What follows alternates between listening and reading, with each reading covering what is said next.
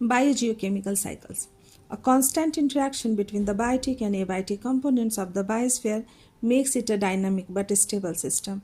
These interactions consist of a transfer of matter and energy between the different components of the biosphere. Life can't exist without biotic and abiotic factors. For the living being's existence, both biotic and abiotic factors interaction is very much needed because they help in the recycling of the nutrients that our body needs, that the living cells are made up of. We can say that biogeochemical cycle is a natural pathway through which essential elements in living matter undergo circulation. The water cycle. You have seen how the water evaporates from the water bodies and subsequent condensation of this water vapor leads to rain, but we don't see the seas and oceans drying up. So how is the water returning to these water bodies?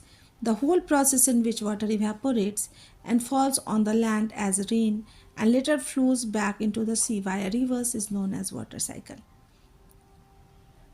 So the water from the different water bodies evaporates, cools, condenses and falls back to the earth as rain. This is called as water cycle. So the first process involved in water cycle is evaporation. Evaporation adds water as vapor to the atmosphere. Sunlight causes water to evaporate from water bodies, from the soil and from the bodies of living beings. Transpiration also leads to water evaporation from the leaves of the plant. Living beings also releases water vapor during respiration. All these water vapors rises to higher altitude where the temperature drops and the water vapor condenses to liquid droplets, and later when they become heavy they fall in the form of rain and snow. Here we have the picture of a water cycle. When the sunlight heats the ground, the surface water evaporates. The water vapor releases from the leaves of the plant, that is transpiration. Living beings respire and releases water vapor. All these together water vapors they releases high altitude and they condenses. So the second process is condensation.